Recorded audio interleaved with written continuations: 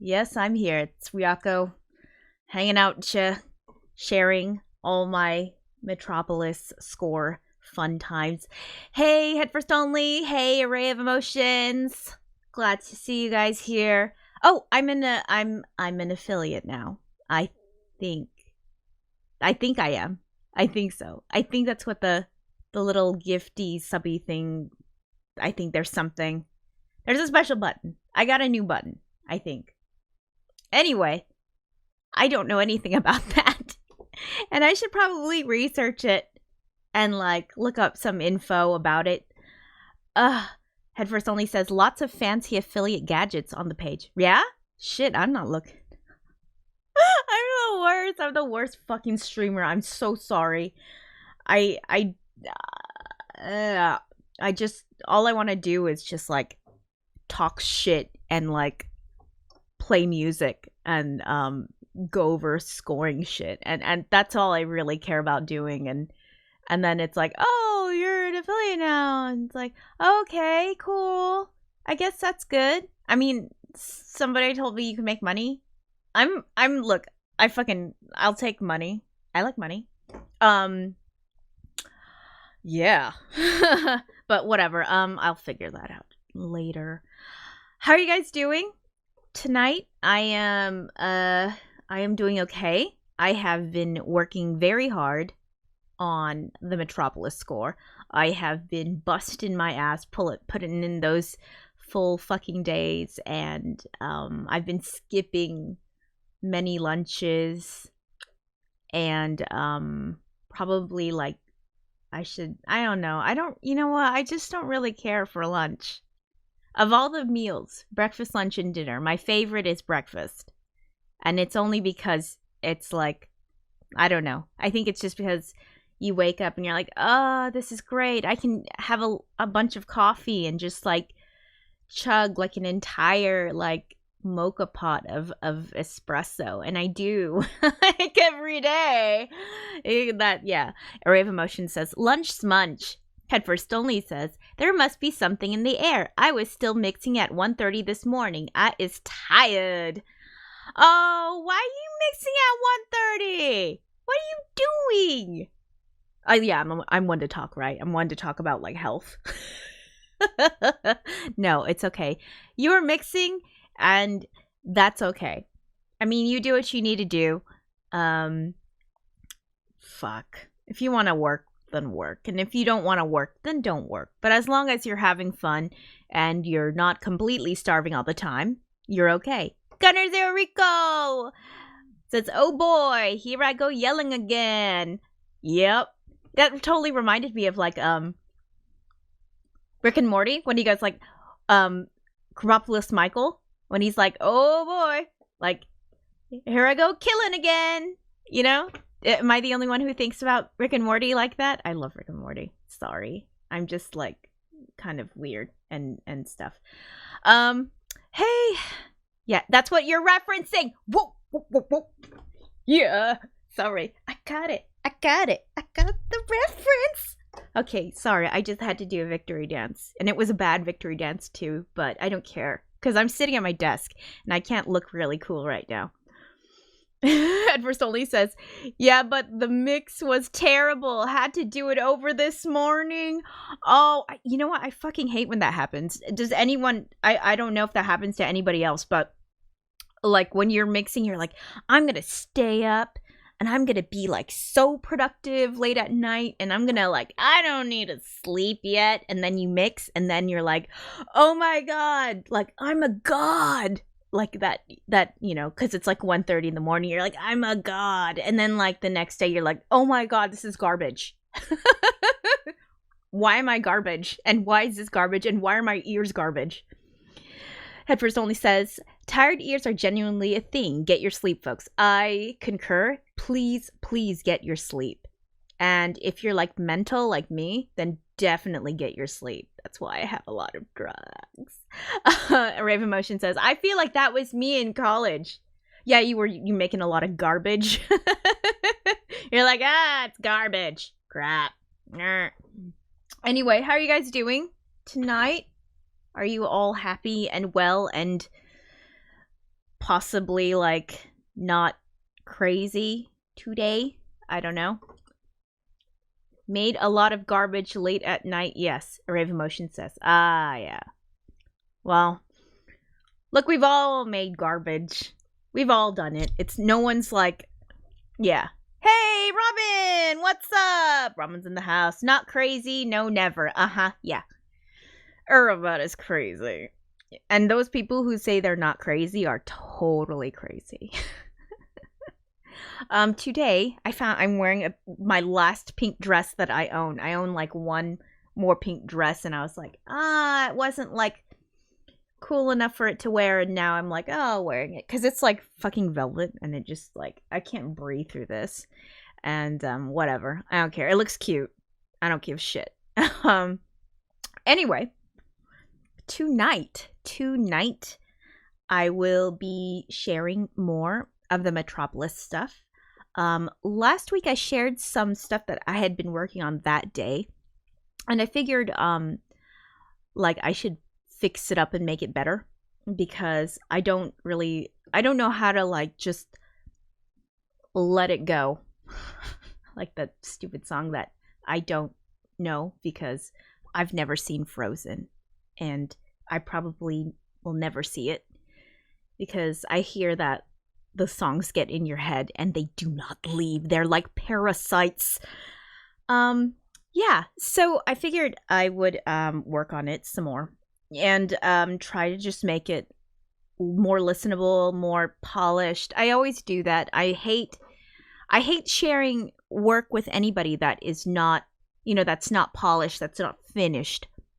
But I was so excited last week that I shared stuff that wasn't finished, and it was like, I should make this better. And I've been working pretty hard on it, and I've been working pretty hard on in general, but and I've not been sleeping enough because I can't stay asleep for some reason, and I'm not, and I've been, I don't know, I'm just like, I don't know, it's not wonderful. I am not in the most wonderful of headspaces, but I'm working on music, and so worth it, I guess.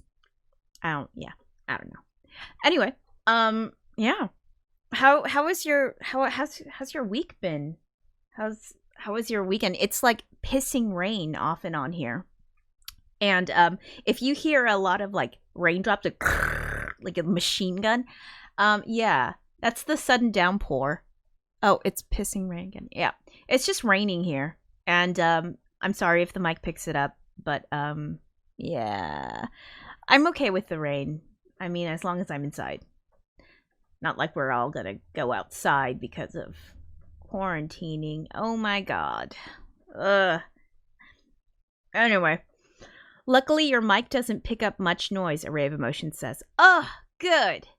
Because this is pretty loud. Like, this is an A-line roof, and this is an attic, and the window is like right there.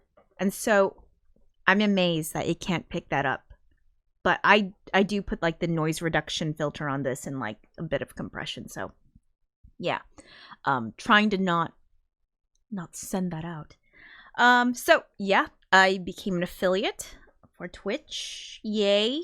I'll figure out what that means later.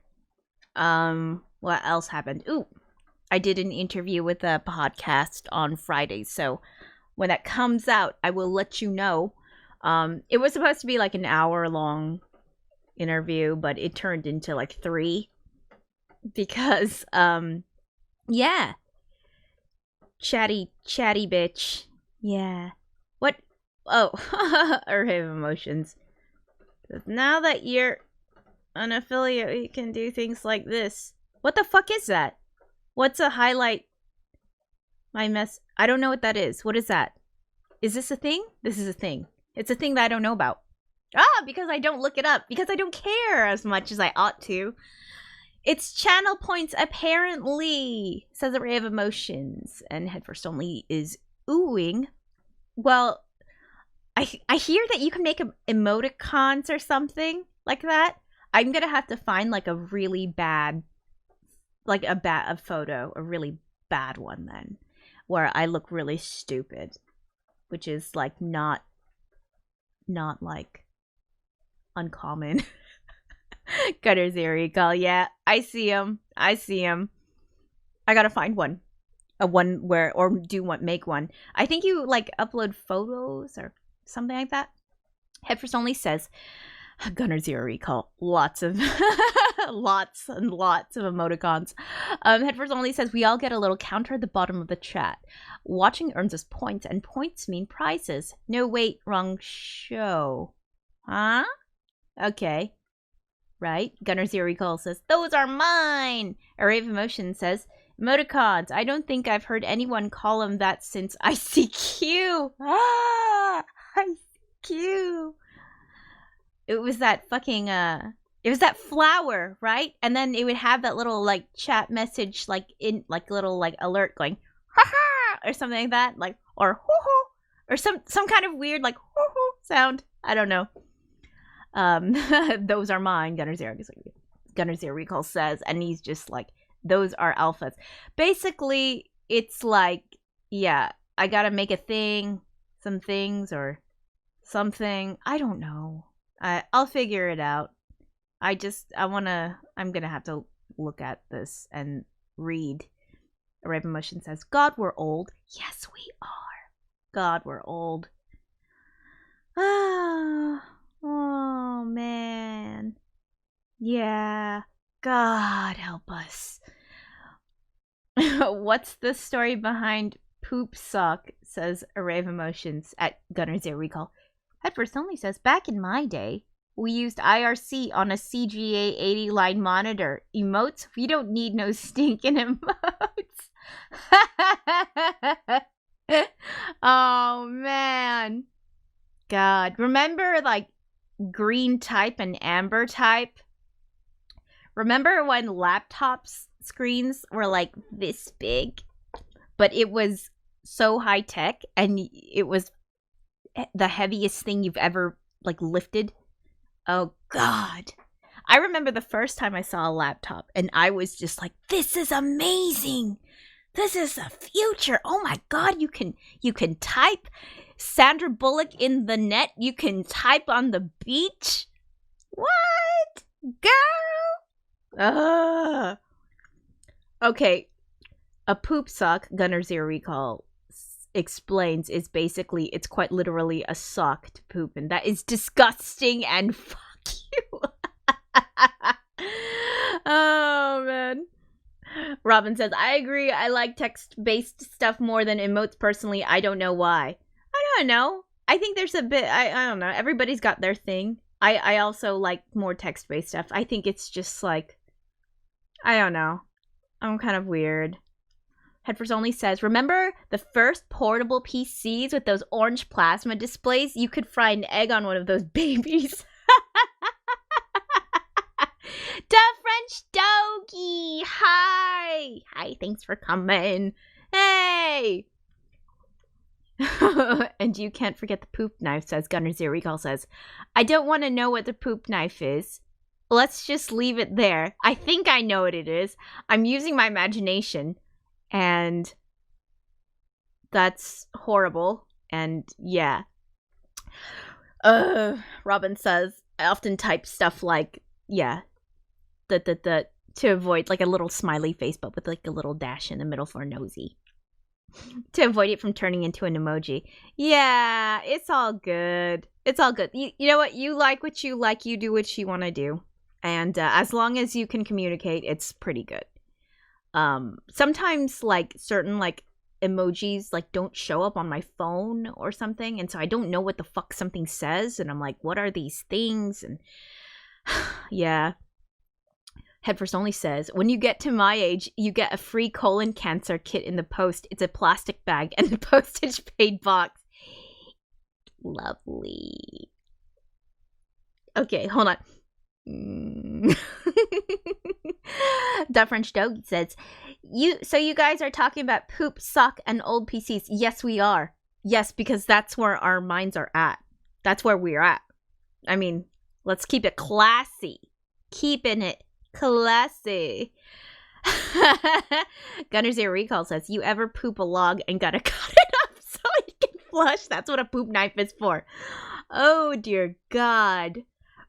Whoever that, if you are pooping and you can't flush the poop, maybe you need to like work on, maybe getting a poop knife isn't the best solution. That's a short-term solution. I would say long-term solution would be have a look into your diet and possible like IBS. I don't know. Gross. The French Doggy says, I guess I'm a bit late. Don't worry about it. Who cares? We're here. Raven Motion says we are highbrow like that. Yeah, we're so highbrow. Yeah, I'm gonna talk about Dostoevsky in a second. No, I won't. No, I'm not highbrow. Burp. The French Doggy says, damn, why do I always miss the gold stuff? Oh my God, I'm sure we'll bring up poop or something later. Don't worry. And if you need to really bring up poop, I'll like try to segue somewhere in, like, oh, look, and then poop. Gunner Zero Recall says, Reddit even has a response for the 3 shells on people toilet. Shut up. You don't know how to use the 3 shells? Demolition Man, I fucking love that movie. I love it because it was like, I just thought like blonde Wesley Snipes was kind of cool looking. And I loved Sandra Bullock. And the idea of Taco Bell being an upscale restaurant is fantastic. Because it's like, how did that happen? And also, good job, good job, paid promotion advertising stuff. Oh, Nigel Hawthorne, comedy genius, rest in peace. Headfirst Only says, yes, that's right. Headfirst Only says, the UK standard test for a flush toilet is a rolled up newspaper. No kidding. So they roll up a newspaper and they flush it down the toilet and they need to see if it'll flush. And if it does not flush, this toilet is crap.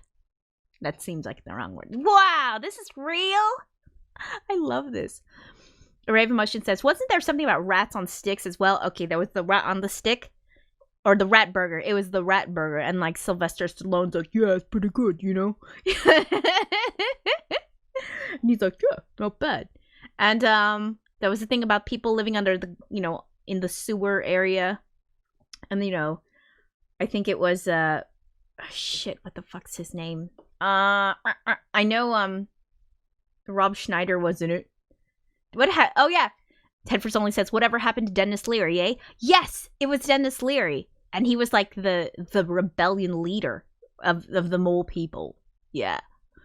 That's a surprisingly good Stallone array of emotion says. And I'm like, no problem.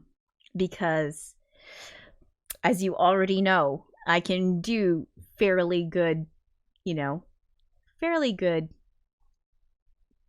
character voices. I don't know.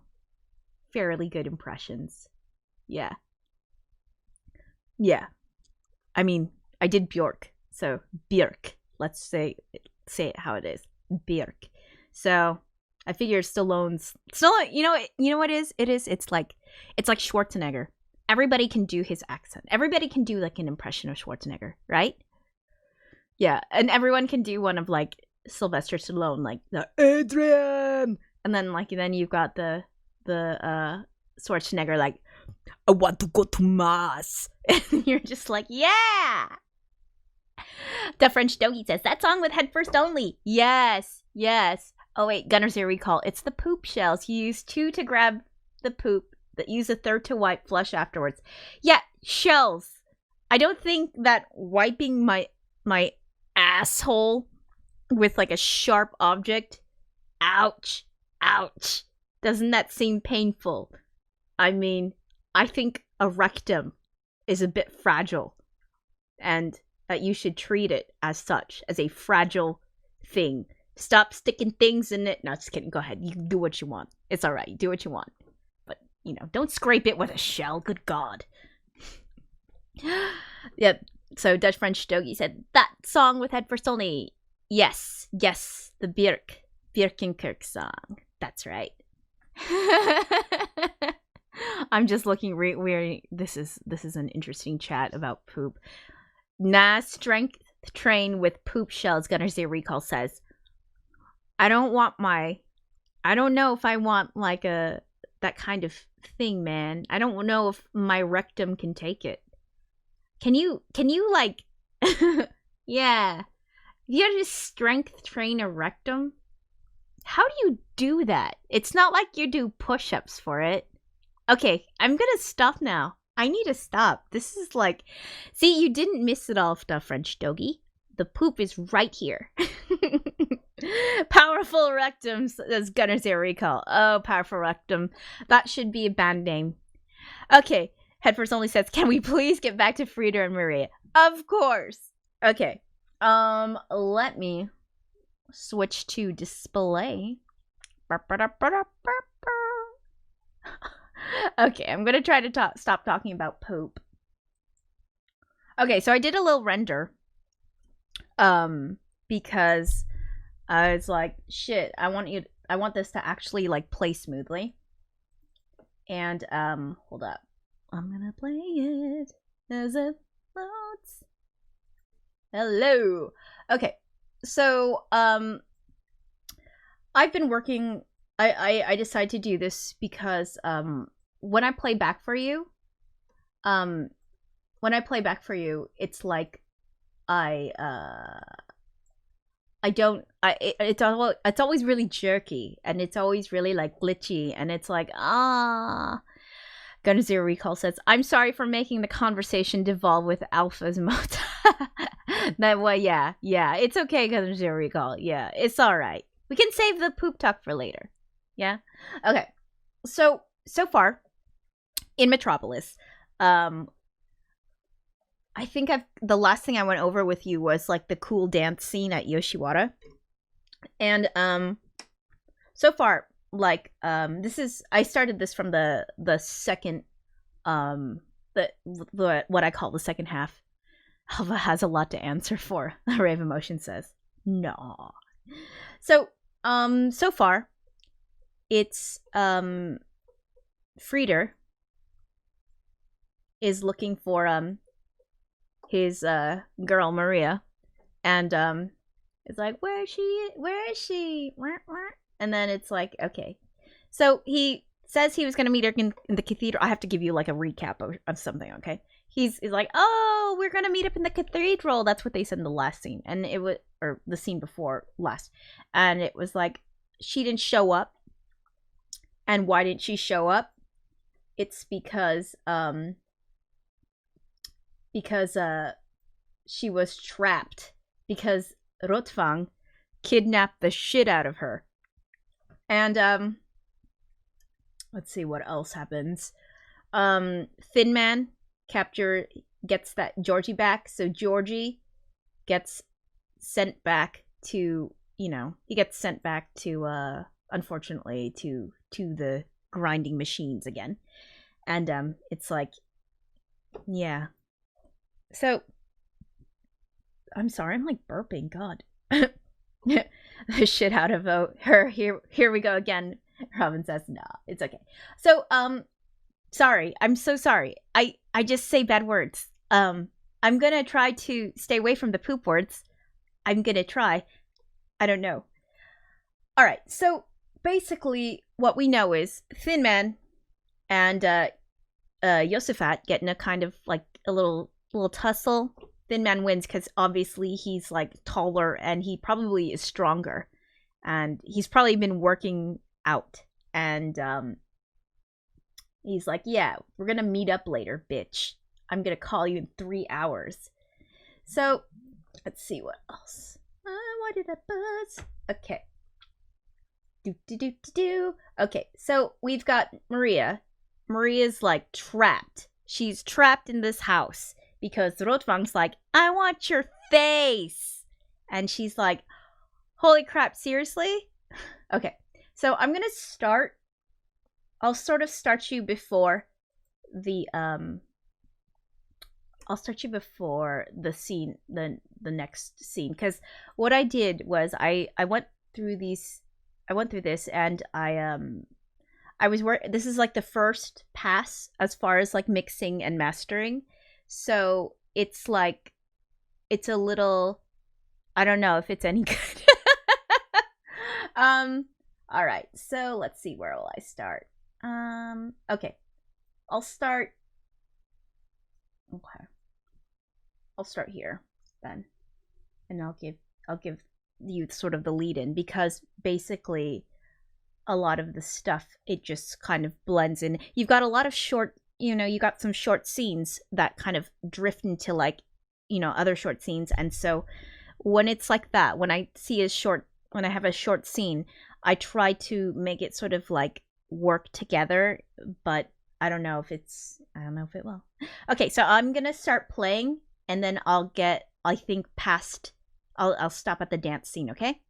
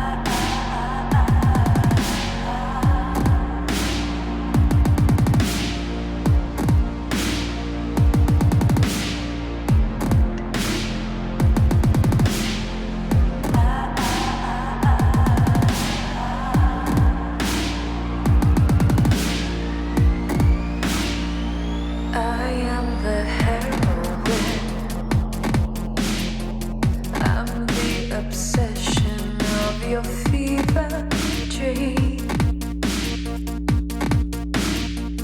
Go on and let me in, and I will make you shout or make you scream. I am the seven deadly sins, and I brought down Babylon.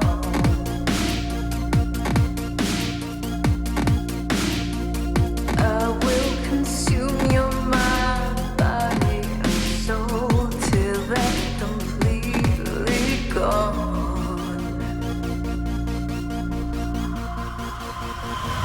I am the fearsome, beautiful, great destroyer of worlds.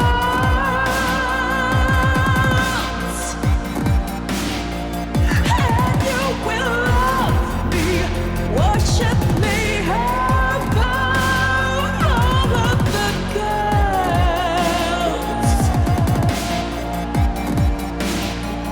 'Cause I can tear you apart till there is no heart.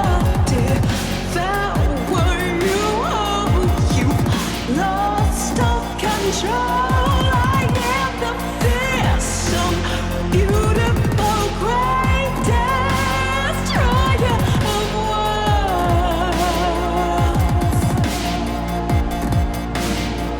I'm gonna take you, and then I'll break you. I'm gonna take you, and then I'll break you. I'm gonna take you, and then I'll break you. I'm gonna take you, and then I'll break you.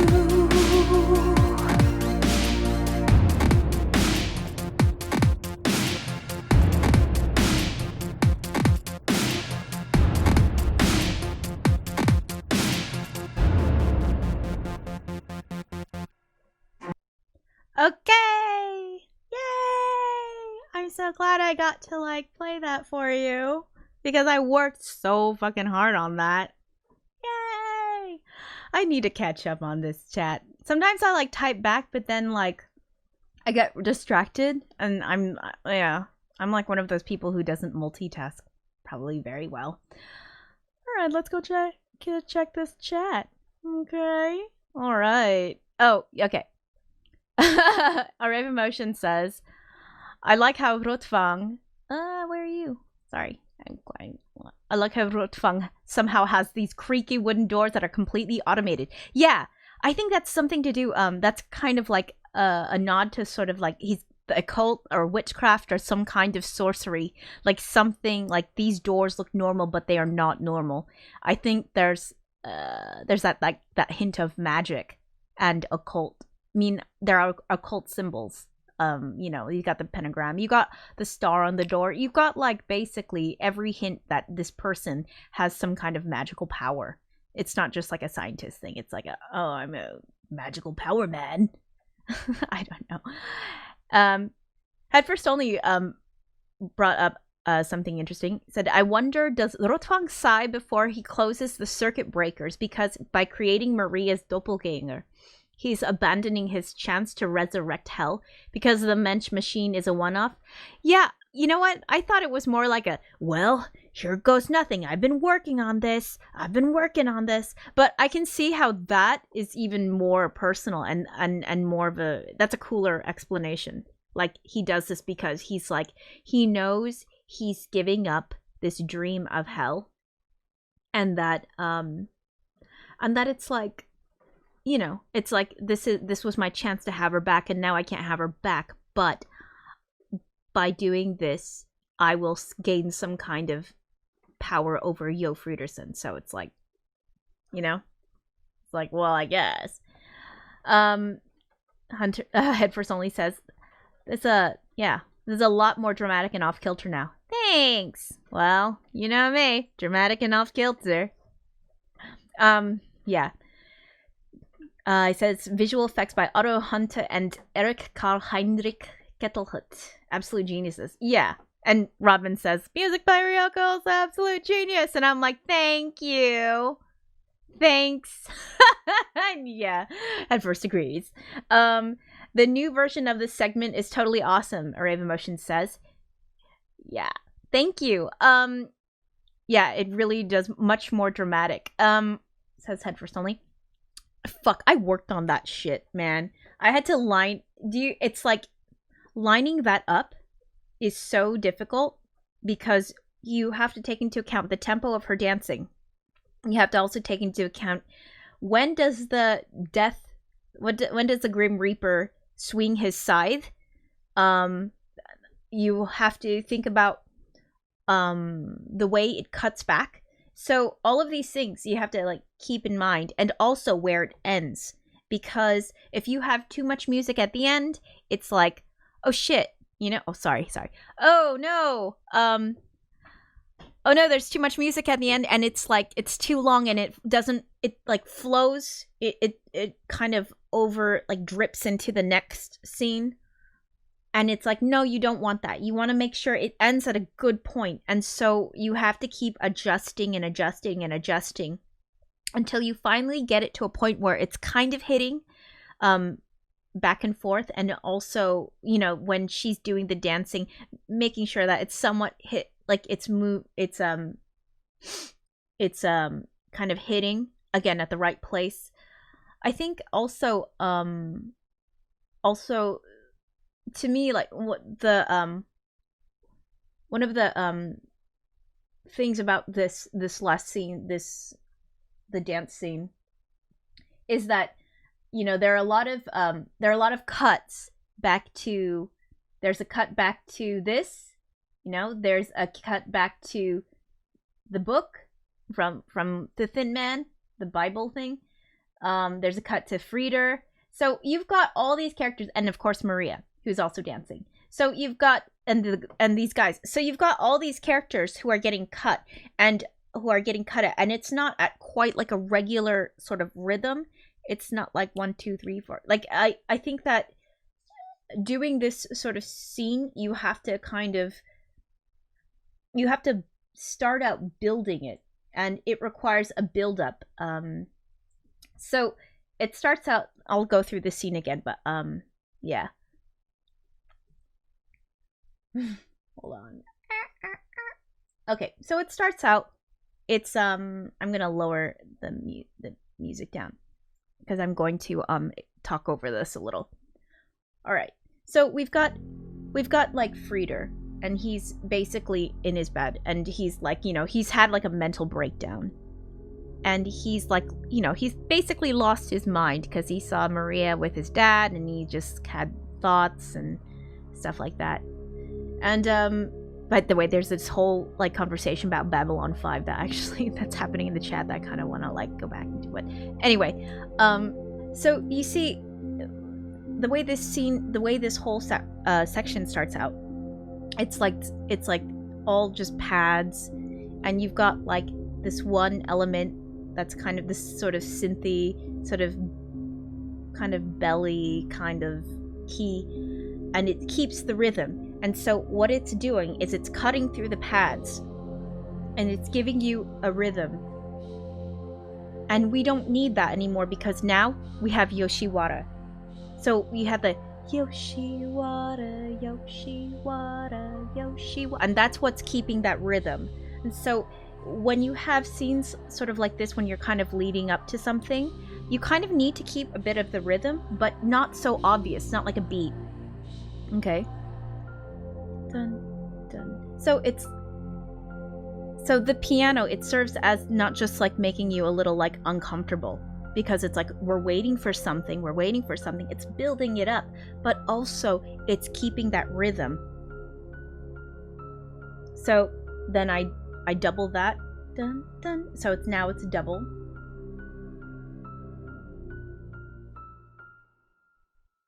So it, see that when it hits back, it cuts back at her. It's like dun, and that's the last piano. That's the last piano note.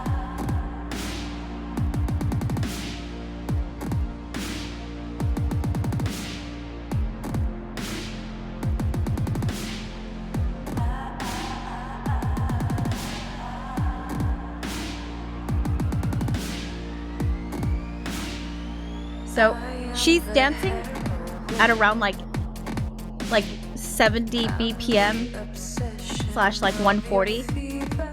Like not in every shot, but when I'm counting like some bits.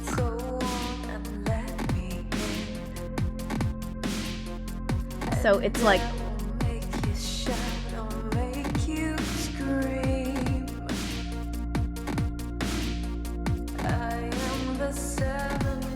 and it's like what I'm doing is I'm singing on this, and I did all the singing bits because I thought that if any scene deserved like a kind of like a fuller song, a more complete song, it was this one, because this was like this was it, you know? This was like the big one, the big sort of like reveal, you know? Array of Emotions asks, how do you go about figuring out the BPM of somebody dancing? Well, you play the movie, and then you, well, at least I do, because I don't have a little tempo counter. I don't have like that, but I played a tempo in Ableton Live, and I just listened along, and I just counted, and then I adjusted, and I adjusted, and I adjusted, and then yeah, and then I found that out. So this section is like 140 BPM, and it's like, but it's halftime, like a dubstep song.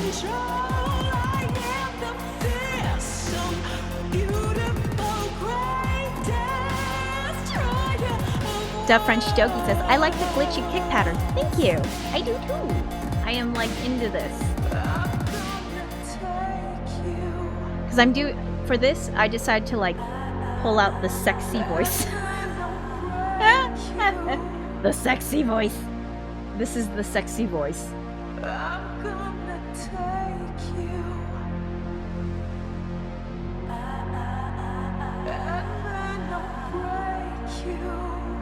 So I think it's yeah, of all the sections, this is the one I wanted to like really like get like the most emotional, like, and I don't know, the most modern.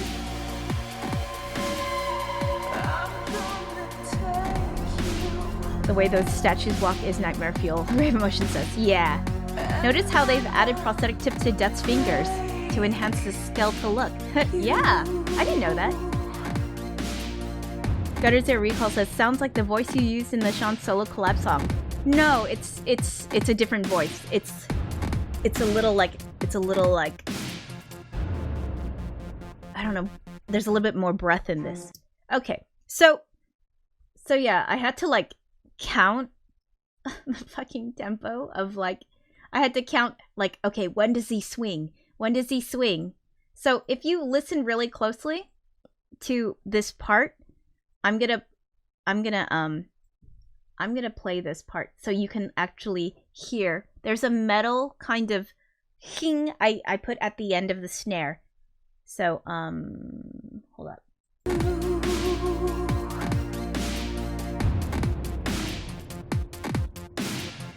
So ching, ching, ching. So 10, 3, 4. Okay, so that's one of the things I did on that. Like again, it's just like counting a lot and just like trying to like figure out what kind of rhythm things are at, and it took me fucking forever to get that right, because just even if it's like a little bit off, it's off and it's noticeable. And the more things you can sort of get to line up with a movement and like with a beat, with a snare or a kick, The more things that you can get to line up, the better. Because then it sort of, you get more of the feeling that it's not just this sort of random song, that actually somebody has made this, has created this for this scene. And I think that's one of the problems I've encountered when I've listened to other people's scores. It's that sometimes the songs that they create for these scenes, they're not they don't feel like they're made for that scene. They feel like they're just kind of, here's a song I made and I'm pushing it into this scene. And it's like, you know, I think when it's a scene as pivotal as this one, that you need to be very, very, very careful. And you need to give it a lot more tension. So this scene got a lot more tension than most of the others. Okay, I'm reading. I'm catching up. You know what I need to do? I need to catch up on this. Okay, there was a whole conversation about Babylon 5. And yes, I used to watch Babylon 5. Because, nerd! Also, I loved it. Shit. I thought the CG was amazing when I was watching that. And, yeah. Claudia Christian, headfirst only. Claudia Christian is a joy as Susan Ivanova. Yeah, Ivanova. Yeah, she is. Yeah, the pacing is kind of slow, he says. Yeah, it is, but I don't know. Sorry. I think you just have to, like, do that. You have to, like, kind of watch it, you know, and just sort of, like, kind of go into it knowing that it's going to be a bit slow. It's going to start off slow. It's not going to be, like, you know. I think nowadays, we're used to so many series where it's, like, fine, like, big reveals in each episode, and now it's like we're so spoiled. And I think sometimes like a slow pace for a TV show is like, it's kind of good. I mean, I don't know, sometimes I think it's great, but again, I think we're also conditioned to want we want to have more plot all the time, more, and we're, as viewers, we're spoiled and we're quite greedy now. And yeah, big revelations, you know, big revelations all the time. We want big revelations. Raven Motion says, like Dan Brown writing, every 3 pages is a cliffhanger and a new chapter. Yeah, I can understand the pull of that. And I can understand like why people would like that, because then they feel like they feel like they're more engaged. But the problem also with that is that you don't get the build that you need. And whether it's writing, whether it's music, it's like if you don't get a proper build, it's like the payoff is not nearly as good. This sounds like sex. Yeah, it's like the payoff isn't nearly as good. You're just rabbit fucking. Stop rabbit fucking and slow the fuck down. We don't need rabbit fucking all the time. This is, I mean, you can take it slow. It's okay. You know? It's like, what do we have? Like, you know, it's like, why are you keeping, you know, like 3 pages? Oh, and it's a new chapter. Like, that's a bunch of shit. And you know it. Dan Brown. All right. Headfirst Only says, synchronizing, he says, first, notice the drawn on film sparkle when they cut from the scythe to Frieder. Yeah, I know, right? I loved that. I love that little, like, extra detail. I mean, that's, like, somebody's paying attention. And he says, and that looked like a real scythe. It did look real, and the first swing was really nice and, like, hardcore, and then the second swing was kind of weak sauce. I was just like, yeah. All right, well, I'll still do the shing, and I'll align it to that. Synchronizing the music that strongly also has a kinesthetic effect. You start feeling what the characters are doing. Yeah, I think it's just mostly like, I think it's just, I wanted it to feel like it was crafted, rather than just like, here's a beat I made and just threw it on here. And it's like, nah, let's make something that works, not just that works, that does service to this. Because if you fuck this up, if you do a shit job or you don't put 1,000% in it, you're doing it a disservice, all right? And you're like shaming it. And it's like you're shaming yourself. And you shouldn't be doing that. I think if you take on a project like this, you know, with anything that's this beloved and this respected, and certainly this innovative, then trying to score for it is like, it's, you know, it wasn't what I expected. Like when I started this, I was like, yeah, it's just scoring, whatever, right? You know, it's like, okay, I'm just gonna teach myself. And now that I've done so much more, I'm like, I'm probably like 2/3 of the way through, maybe a little bit more. Now that I've composed that much, it's not just making a bunch of songs. It's really crafting an emotional pull for the viewer, and you have to get the viewer invested in these characters. And how do you do that? You have to create the emotion, and you have to break down a scene and find the emotion in there and pull it out. And so when I watched this scene, this last one, what are the things that we see? We see like Frieder's kind of losing his mind and hallucinating a bit. And but the big one is her revealing herself, and like all the guys going crazy. Yeah, all the guys going crazy.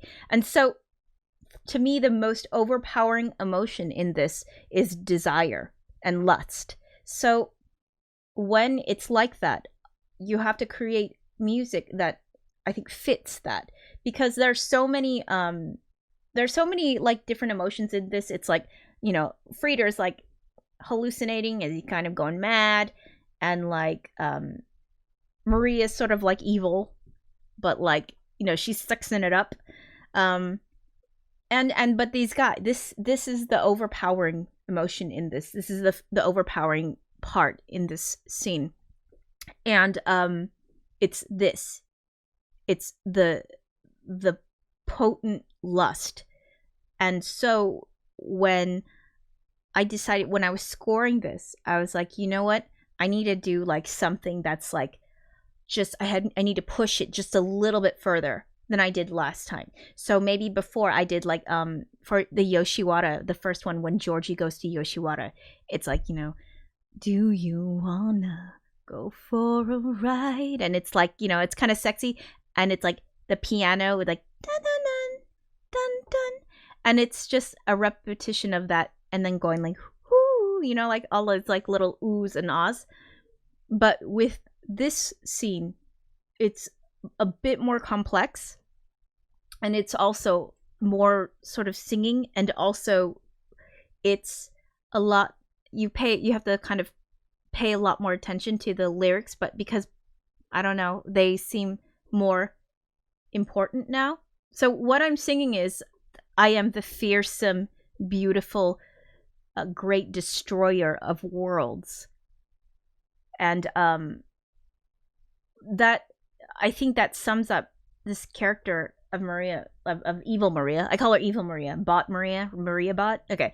I'm going to call her Evil Maria. And Evil Maria is like, she is destructive. And she isn't just destructive, she relishes the destruction that she causes. She relishes the chaos.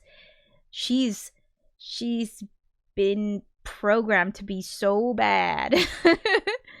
Thanks, Rotfang.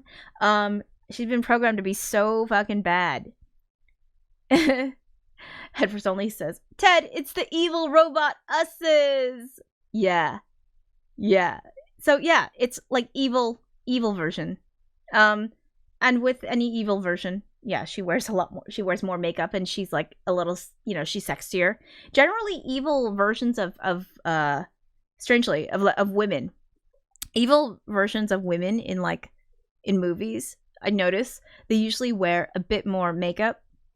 They've got and they're usually like sexier. So like sexy is sort of like equated to evil, and it's really weird because it's like it's a really weird trope that I see like far too often. And so like the mean girl in like the movie, like the one who's like evil, she's also like wearing a lot more makeup.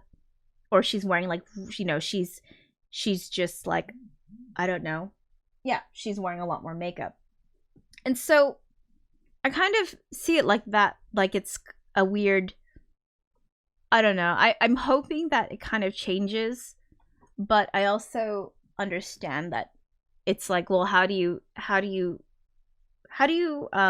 differentiate the good and evil character? Good one wears white, bad one wears black. You know, that's the trope, right? Good one doesn't, you know, is somewhat natural. Bad one is like sexy and like is, you know, like not very natural. And it's a weird thing. And I don't know. I like it when like a film sort of like subverts that and like switches it around. And like suddenly, like, you know, like in Dogma, where it's like, you know, the bad character is he's like dressed in all white. Anyway, so yeah, this is what I did with this. It's all like, it's all lust. That's why I sang that song. That's why I wrote something, because it's like, it's one of those moments that's a big one. And yeah. So I hope you liked that part. I love her outfit. I want to be her. I ordered a dress. It's not like this, but it looks kind of Metropolis-y, and I might do a music video with this song, but like, you know, with me dressed in a bunch of gold and crazy shit. But at some point, I don't know. What else? Oh, by the way, Headfirst Only said the CGI for Babylon 5 was done on an Amiga. So I just wanted to throw that out there because, my God, I wonder how it holds up now. I'm gonna have to look at it. Hey, Headfirst Only, did for Babylon 5 for the box set, did they mess with like the graphics, or is it still original? Cause like sometimes, like, you know, when you'll see like a box set of something, like, oh, the graphics are updated and stuff, like, you know, with some of the Star Trek stuff, it's like, oh, they've made it, you know, they've improved it, and yeah, it looks beautiful, but at the same time you kind of miss the charm of the old stuff, you know. Nope, still original. Okay, Warner's didn't want to spend the money. yeah, I think because Babylon 5 was quite a niche thing. Anyway, that's basically what I was thinking about when I was making this scene, when I was making this song. And I figure, like, if there's gonna be a music video at all that I do for any of this, it's gonna be this scene, but it's gonna be this song, because I'm going to do an extended version, so I'll write a little bit more and probably do an extended version of that. So, yeah. I gotta work on it, though. Another thing. Headfirst Only says, JMS has given up trying to push for a remaster. That's okay. Even in standard definition, the graphics are blocky. It's okay.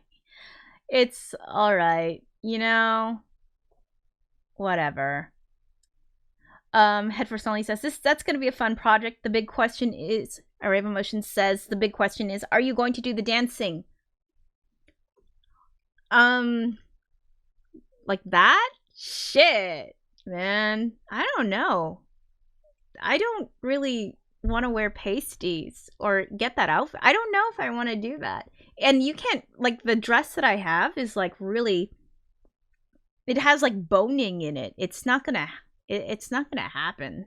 Not in that dress. Maybe like in another outfit. If I recreated this outfit, Maria's outfit, which is a bit difficult, but I could do it. Evil Maria's outfit. I would totally do it. And I don't know if I could, but I would totally try. But I'd have to, to do that, I'd have to find a place, like a stage or something, and I'd have to film it on a stage. And I'd have to, like, figure that out. It would be really tough. It's a really tough thing. And these are logistics and things that I don't want to think about right now. Because really, all I'm focused on is trying to get this fucker done. All right? And then trying to, like, make it beautiful. Robin says, or green screen. True. But there's something about practical. I really like practical effects. I really like practical lighting and backgrounds. Green screen's great though, because it allows you to do things that are like, that in a really, budget way.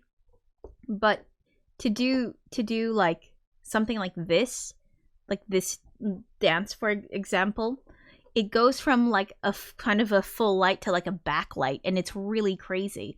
So it's almost like, you don't get the sort of that quality that I don't know. I want certain quality. Hey, M Nights, what's up? ILM had the best practical effects. Yeah. I love practical effects. I love good practical effects. Robin says, "Oh yeah, hell yeah, me too. With green screen, you got to get the light great too, which is hard. Yeah, the lighting situation is also a little like, it's. I mean, if you look at this shot, it's like it goes from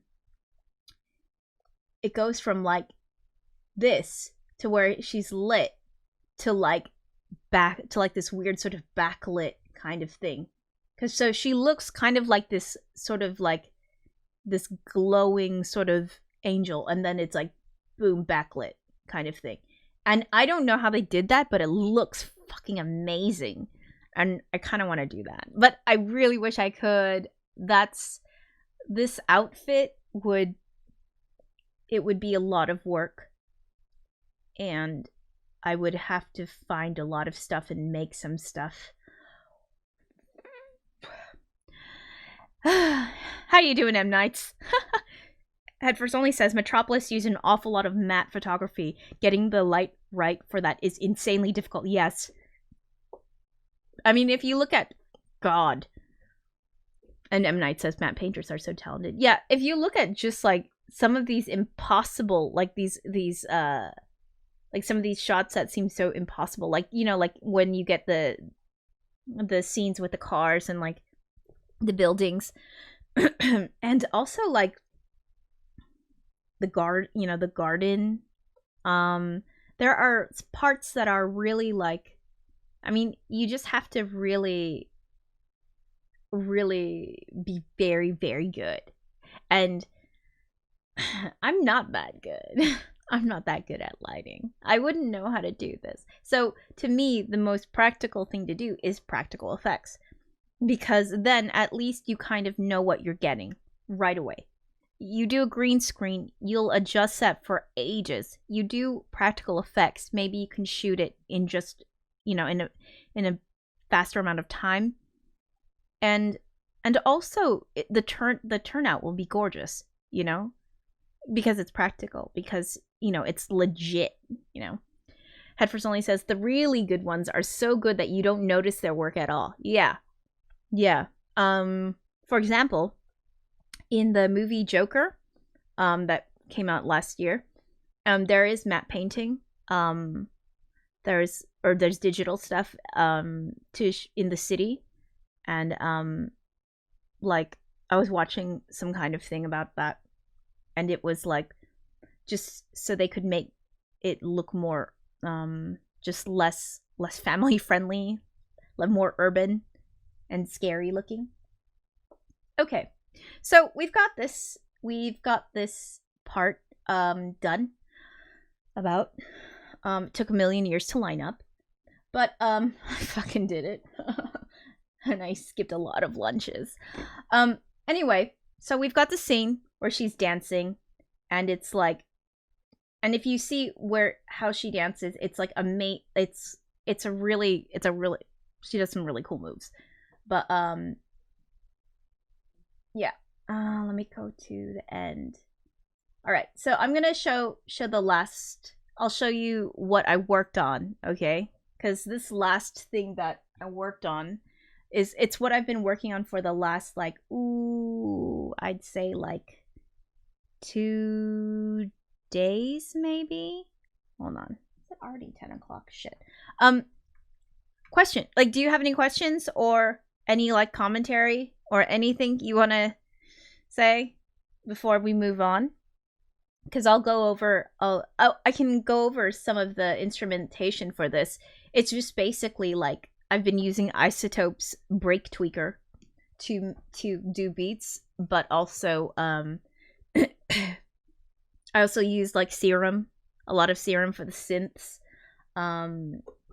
I'll show you. I can open this Ableton Live file up after like I play this stuff for you, but I guess I'll show you the next stuff first. Okay.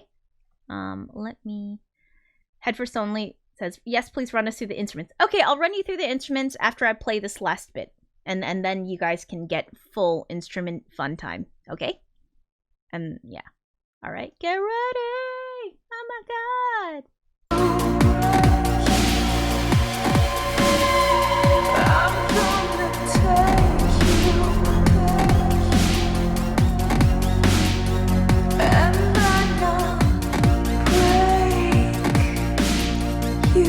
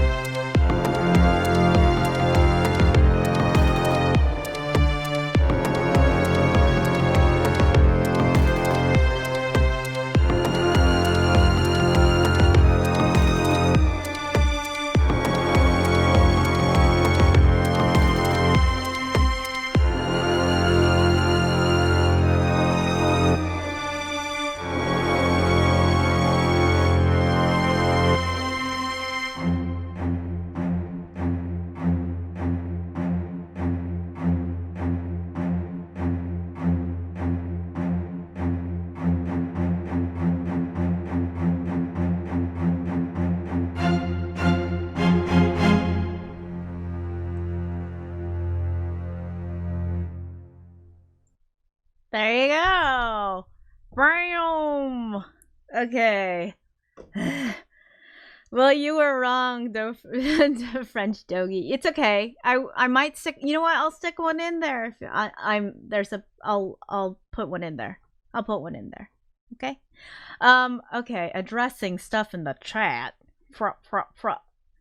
Okay. Hold up. Do. Okay. Yeah, the French doggy was trying to like say there's a drop. There wasn't a drop.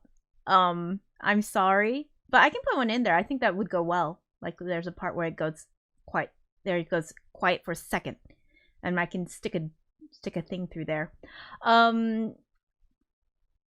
Headfirst only says Frieder has no concept of personal space, and yeah, and Array of Emotions also says Frieder is very touchy with Josephat, isn't he?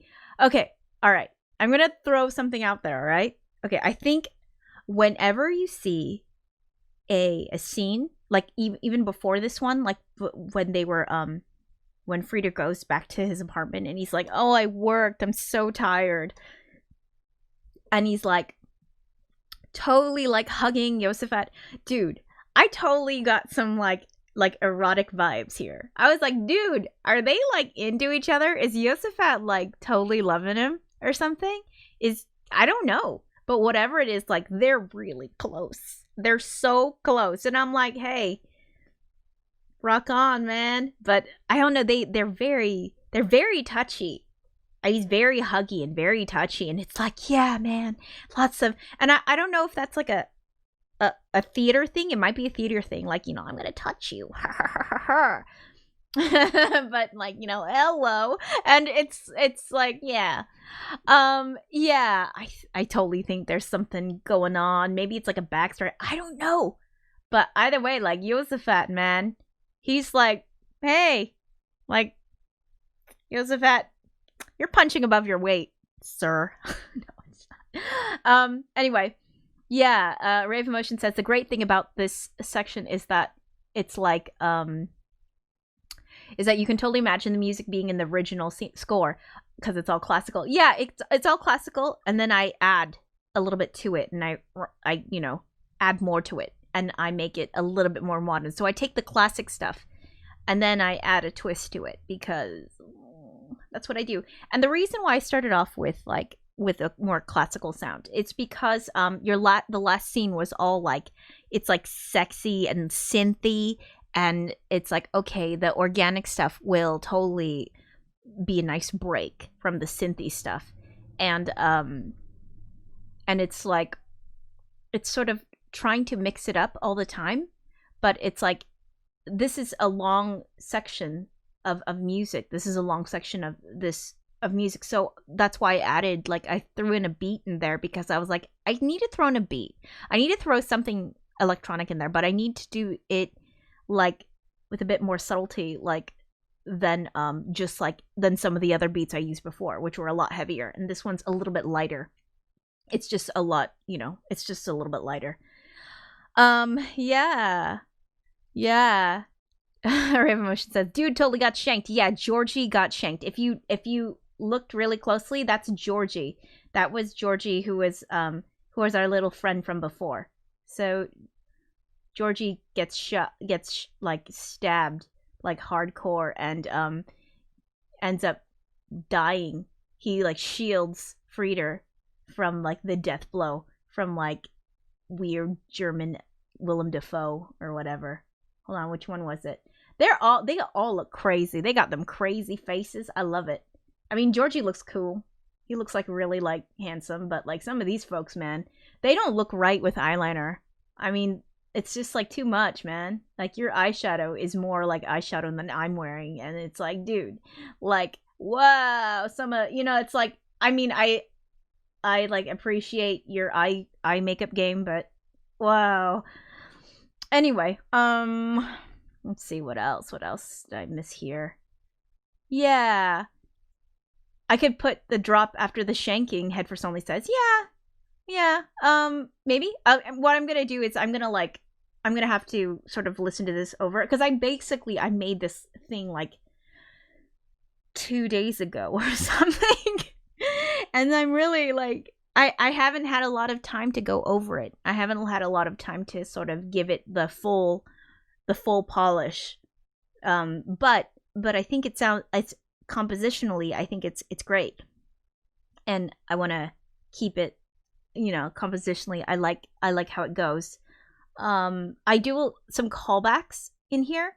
So, I'm gonna go through this again, and I'll mention the callbacks as they're happening.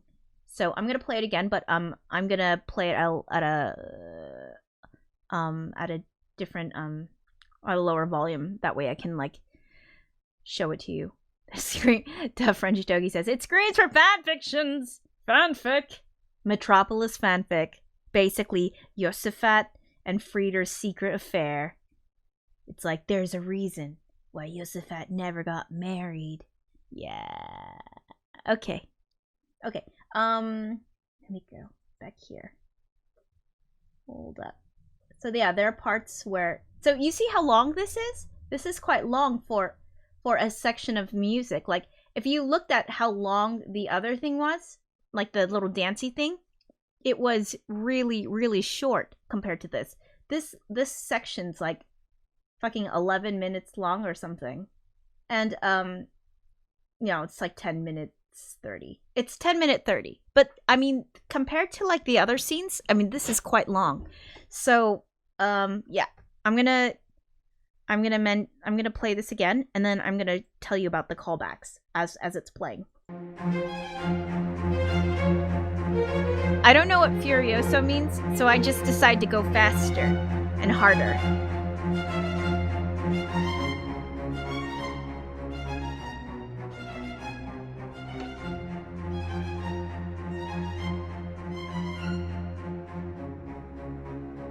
Okay, all right. Pay attention to like sex. Yeah, they're very touchy. He's like holds him and he's like, "Yeah, I love you." I love Yosefat's face.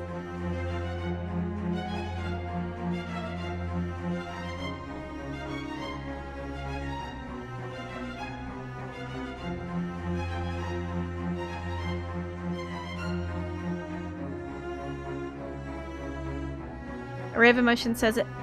Furioso is an adverb, especially as a direction. Furiously and wildly, the fourth variation, which is to be played furioso, is especially good. Adjective played in a furious and wild manner. Yeah. It's kind of wild. I kind of think I did it a little. I don't know. Did enough. I guess I could... Yeah. I could do more. I don't know. I might leave it.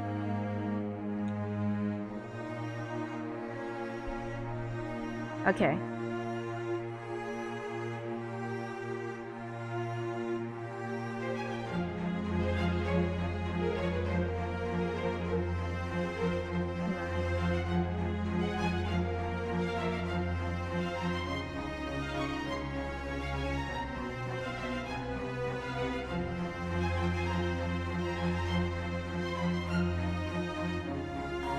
Here's the callback.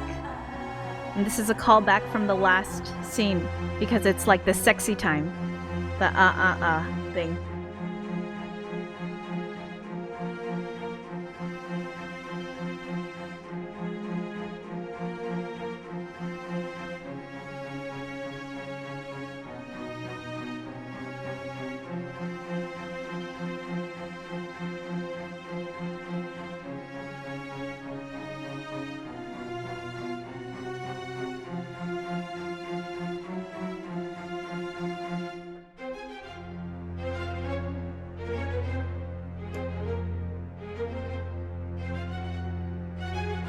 So do you see where it hits? It hits, then, dun, dun, dun, dun, dun, dun. See, so do you see it hits every time, like when she's walking backwards? Hits. See? So when she closes the curtain, it's a hit as well. Dun, da da da da.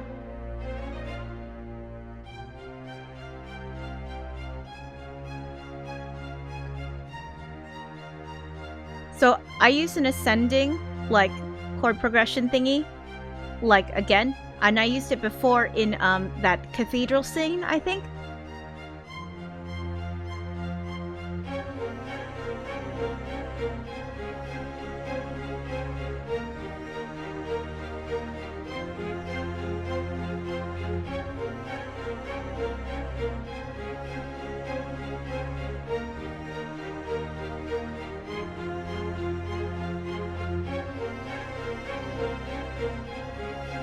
So this part,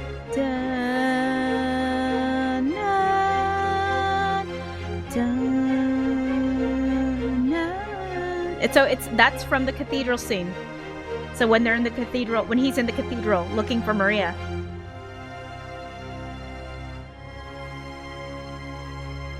So it's recalling the cathedral.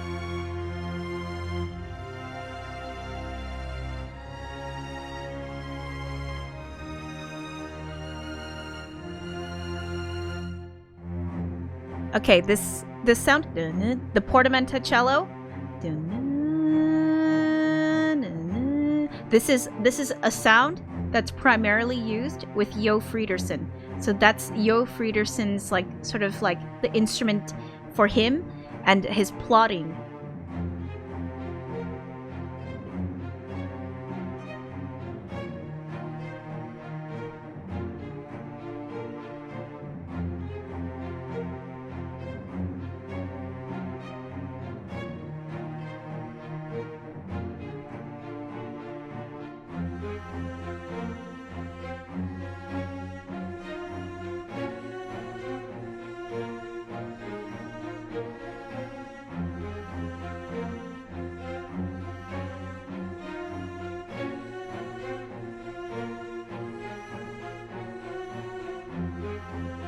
Okay, look at these faces. They're nuts.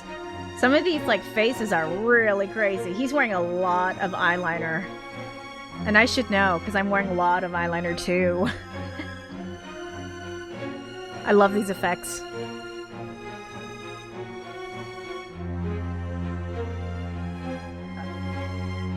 So that sort of like...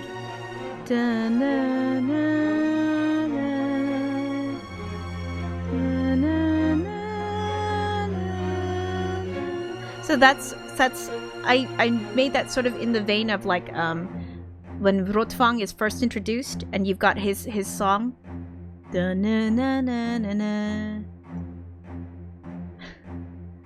Array of Emotion says Maria's pulling some crazy faces.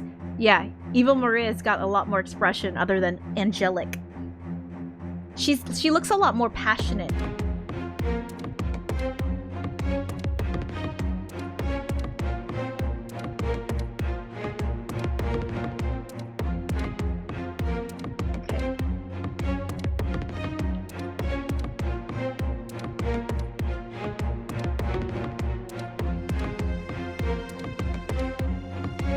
So this is a callback again, pulling another callback.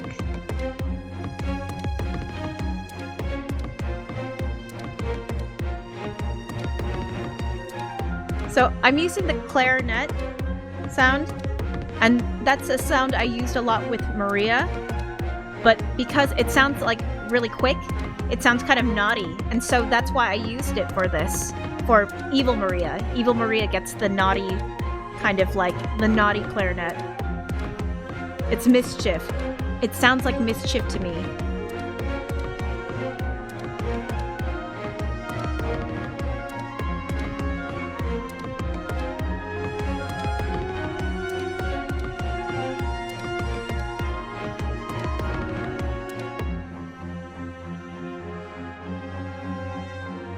So I introduce brass when it gets, like, when I want to make it a lot more harder. When I want to make it harder and a little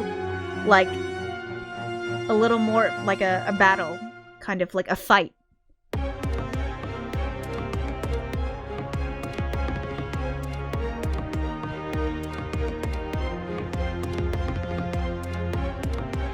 So the rising, like the ascending, like, chord thing, I think that's, again, it's cathedral.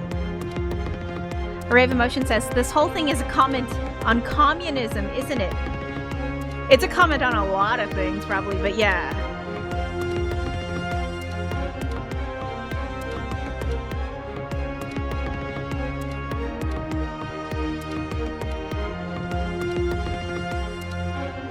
So do you see a lot of things hit? Some things are hitting right on the beat. Like,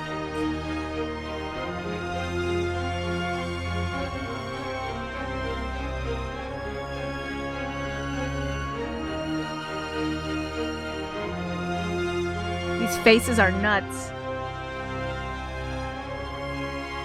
So I use this, again, the string, this very sweet string. It's the heart. It's the heart. This is purity and heart.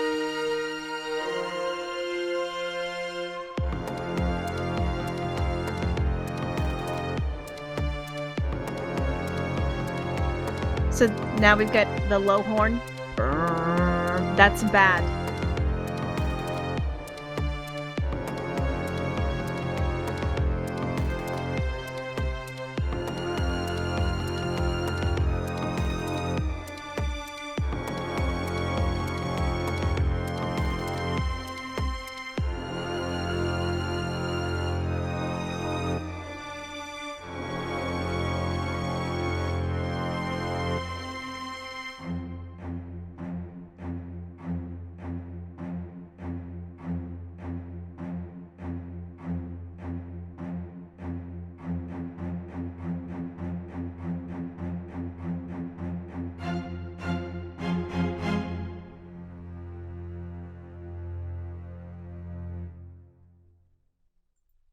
Okay, so yeah, I hope that I hope I explained some stuff better. Array of Emotion says, I really like how every time the beats come back, the music kicks it up another notch. Yeah, it's like, I think that when you have a long section like that, you need to like add stuff to make it go faster, you know? And it's like there's just so much that when you have like a long thing and you want it kind of to all gel together, I bring back a lot of the same themes. I also bring back some instruments and stuff that I used before. I used I tried to sort of incorporate again that kind of, because I used sort of like I used beats in during the time where like where Frieder is trying to get to Maria, and it's all like, you know, it's like, you know, that. And the reason why I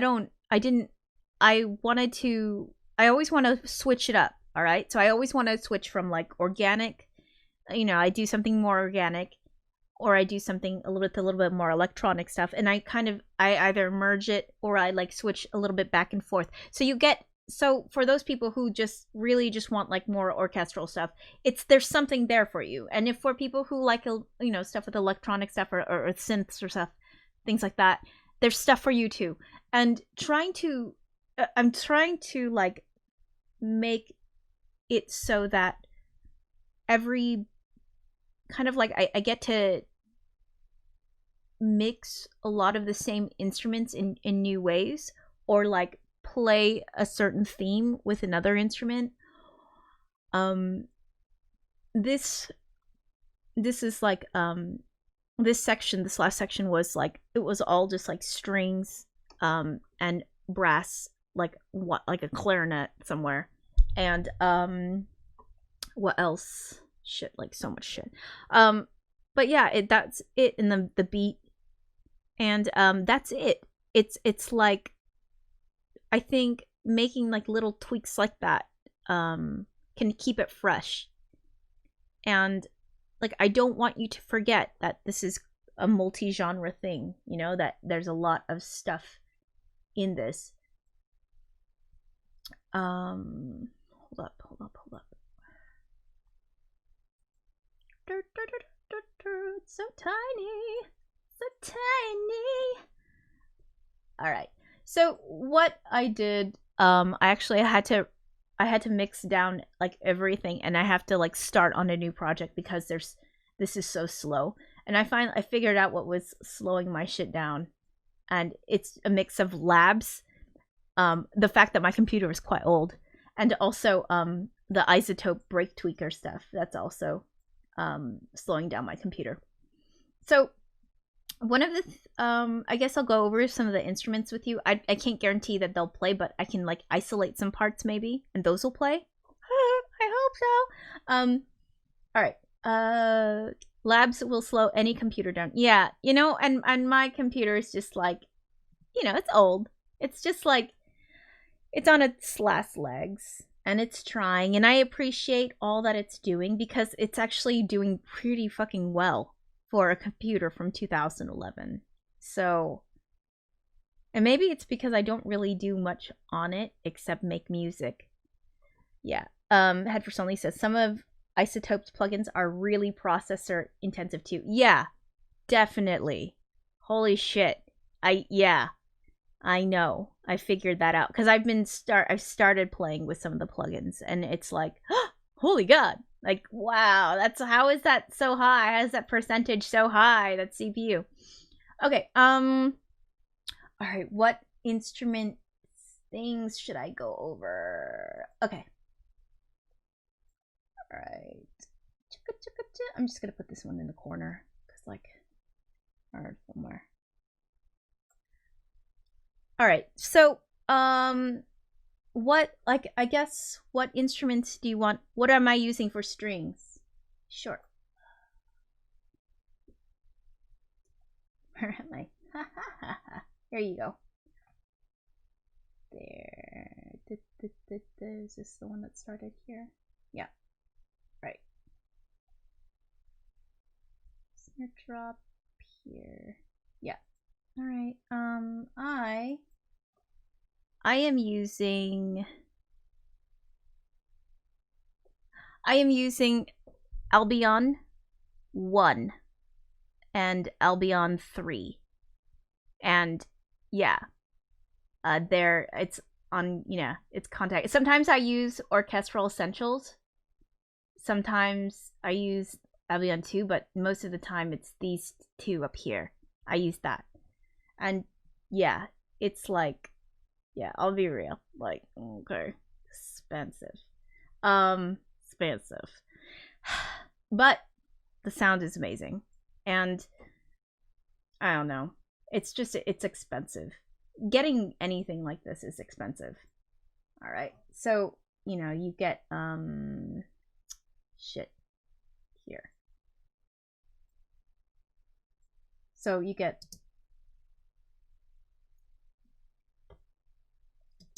hold up. I just noticed that it's not doing the thing. Hold up. Yep. Sorry. Come on. It's like so slow. Yeah. Spitfire is basically the best for now. There's actually something better, and it's I heard, and it's called East West or something like that. But that's like about like $5,000, and no. I've also had some things like, yeah, $5,000, right? I think this is just probably around. Oh, I don't know. 1.5, maybe 2. I don't know. Yeah, but I'm totally layman. I kind of, yeah. I totally steal, but it's because it's like I'm so poor, and yeah, I know it's not like the right thing to do, but it's either this or I don't make stuff that is worth anything, and I mean, it's a choice. It really is a terrible choice. And unfortunately, I mean, I think that when it comes to synths, you can skate by on a lot of stuff that's free and a lot of stuff that's really inexpensive. When it comes to like actual instruments or choirs, you have to fork out a bit more money for that. And it's expensive. And if you want to get any kind of work with making music, you have to make things that sound good. But you can't make anything good unless that sounds really great, at least scoring wise, unless you have these tools. And so it's like, this is where it gets a little like icky, I think. Because, I mean, Spitfire Audio did that Free the BBC Symphony Orchestra. And it's okay.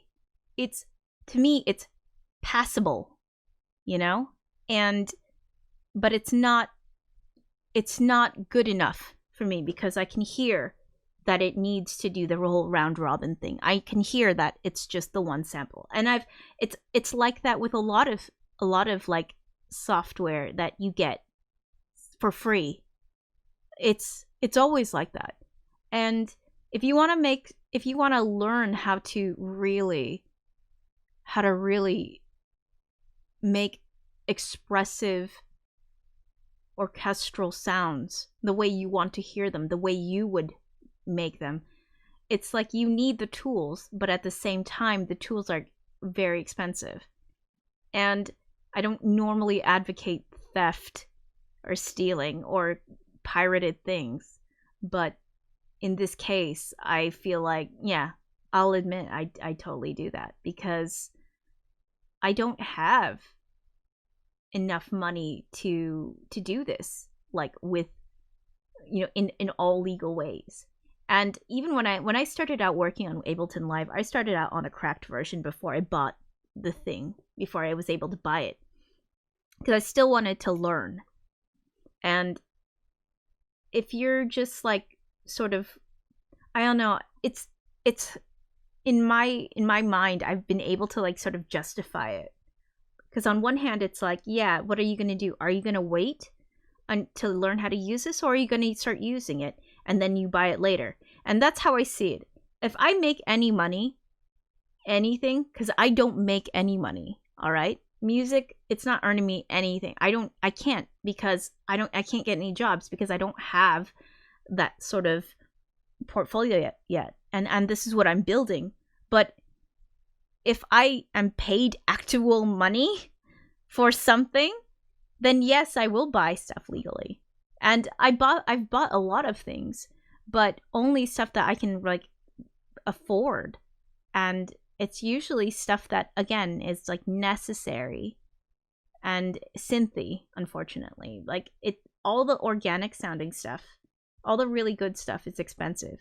It's really expensive. And by the way, $5,000 to blow on a library that's like standard for a really high-end library.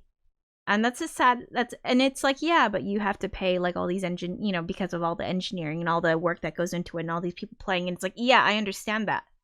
But then it's like, it's sort of, then you're caught in the weird space, because if you don't do something that's like, if you don't do something illegal, then you won't learn. But if you work on it in a somewhat yeah. Array of Emotion says it's a total catch-22. Pros can put down that money as an investment. Yeah. And I see that. And I would totally put down a bunch of money. But I mean, if you see right now, my computer is from 2011. And I don't advocate a lot of theft. If you can pay for it, if you can afford it, please do. Please buy stuff. But you're going to, and Head First Only says that's why Spitfire's BBC Symphony Orchestra Discover package has been such a godsend for me. Yeah, and it is. And it's a really good starter. But it's not going to teach you the nuances that you need. You're gonna outgrow it, and you're gonna want more.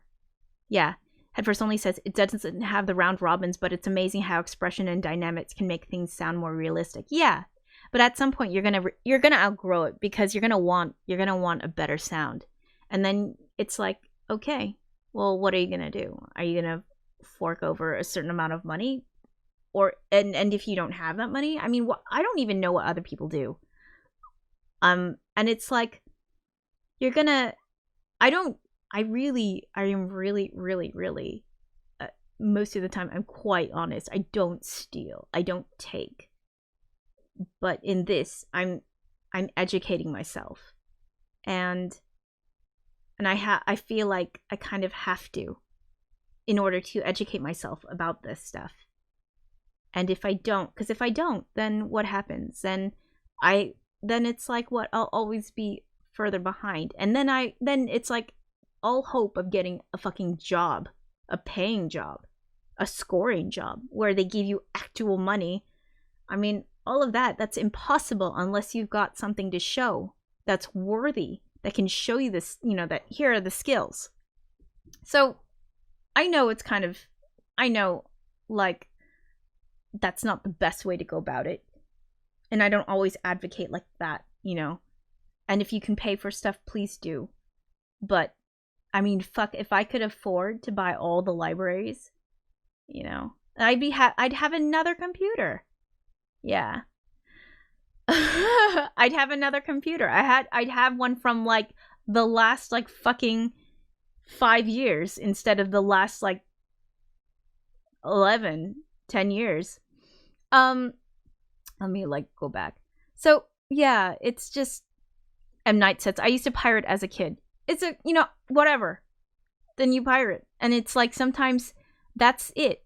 It's either you're stuck in a position where you can't pirate, or where it's like you can't afford stuff, so you pirate. And then it's like you learn off that stuff, which allows you to make good enough stuff to make money so that you won't have to pirate. And it's like a weird thing, isn't it? And I hate saying that stuff. And I hate being like straight up like that with you, because it's like, it's not, I don't advocate this, but to me it's like, well, you're stuck. You have to do something. You have to figure out a way. What are you gonna do? Are you going to just settle, or are you going to fucking do it and learn? And it's like, yeah, I'm not the only person in the world who has done this, and I have absolutely every intention of buying it when I have money, but I really don't have the money, and I'm like legit about that. Headfirst Only says, like, Complete 13 drops on October 1st and says, I mainly use free stuff and buy when I can. I'm too uptight to pirate stuff. It's okay. Everybody, you do you, all right? If you need a pirate, then pirate. And if you don't want to, you don't have to. Nobody's like, it's part of this to me is like, it's your self-educating. And so it's, if you think of it like that, and also so many things are unaffordable. Like Array of Emotion says, I used to use a lot of cracked graphic software because Adobe programs were totally unaffordable. Yeah, same. Yeah. But that's how you learned. And you learned off these programs. And then eventually you were able to get, the programs through whatever job, because you were able to practice on this and learn and show what you could do. And then you were able to get the job that paid the money so that you could pay, And it's like, okay, it's really like, I know, it's a really weird, shitty thing, and it's like, I get it, but at the same time, it's like, I'm teaching myself, and I don't make any money, so I figure, like, nobody's really, like, I'm not really, like, hurting anybody. The French Dogie says, I used to pirate as well years ago. Once I got work, I bought a DAW and some VST for what I wanted to do. Yeah, and I totally... yeah, M. Night says, I definitely pay for stuff now. Yeah, and I do too. But there's only so much that I can afford. And when it comes to this stuff, especially these classical instruments, they are thousands upon thousands. And it's ridiculous. Like, it's really crazy. Headfirst Only says, I'm a huge open source fanboy these days. Yeah, and I totally love a lot of open source stuff, but there are a lot of things that don't work on Macs. Like Cakewalk. I can't get it. So it's like, alright. And I had to learn on a cracked version of Ableton Live, and then I bought the version later. So it's like, yeah, teaching yourself. It's, to me, it's like, it's just, to me, it's like, okay, you either educate yourself or you don't, and you just wait. And I don't have that time to waste. I just don't. I would rather just do what I can.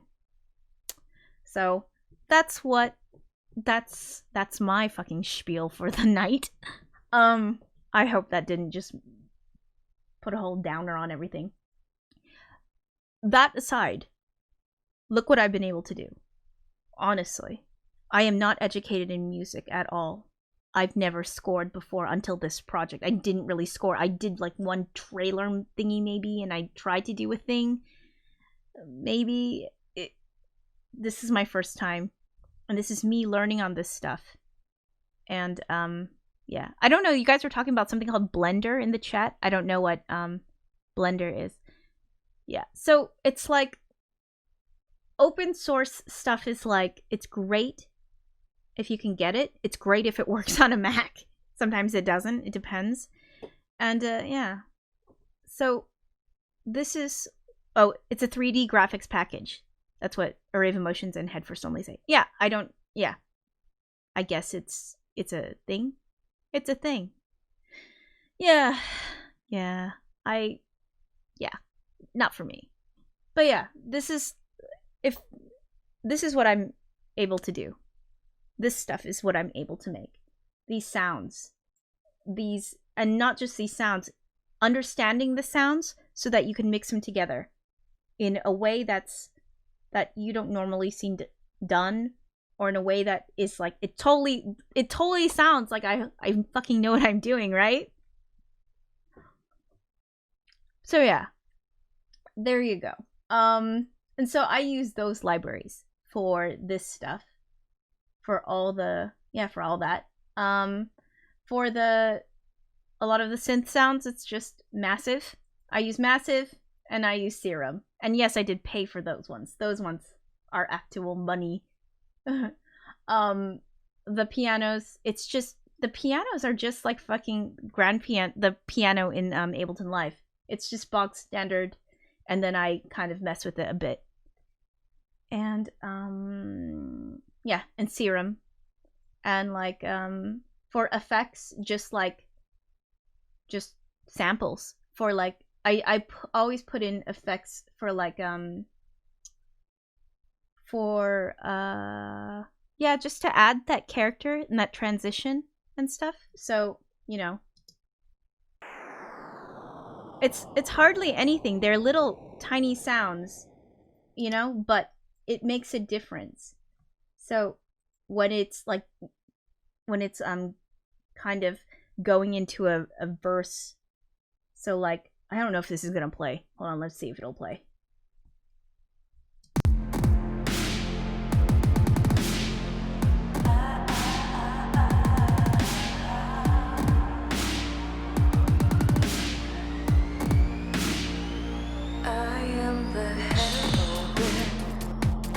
So it's a little sound,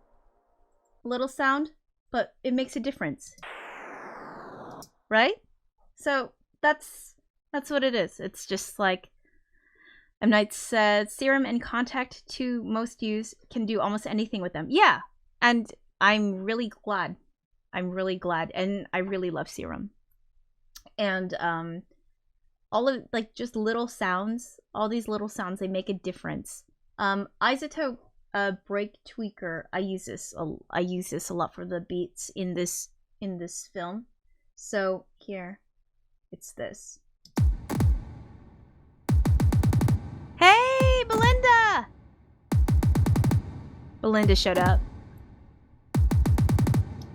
Alright, so, and then when I switch to different ones,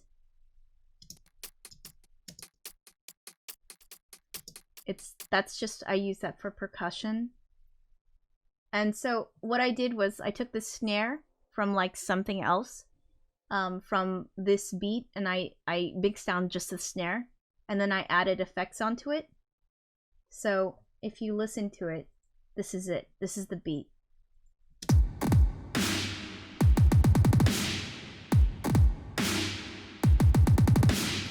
So I love a lot of like reverb, like on the snare thing, because it makes me feel like it's like big and like, yeah. Oh, you fell asleep, Belinda? The French Shogi says that kick pattern is nice. Thanks. It's shit. I didn't create it. Fuck. It was in here, and then I messed with it a little bit, and then and I muted some things in there. So this is Break Tweaker, and this is what I use. And so if you look at it, it's just...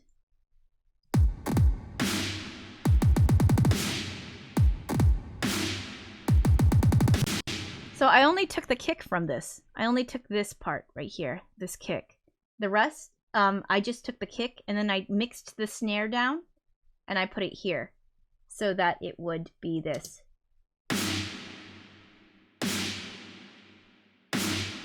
And when you add like that, like adding that sort of like that kind of reverb in the chorus to that snare, it sort of like makes it feel a little bit more epic, right? Break Tweaker made it glitchy. Yeah, it made it a little glitchy. Yeah, you can program stuff in this, you know, to do certain things. You can program it, and like it'll give you get presets, but you can also like you can mess with them a lot. So I mess with them a lot. I kind of go through the hold on. I go through the sounds. I mute things that I don't like. I will delete stuff. I will change like the right here. You can change the pitch, time, speed, and divisions. So you notice this sound is like a lot closer in. So the reason why I do that is so that when it gets to the chorus, it's big. Like that.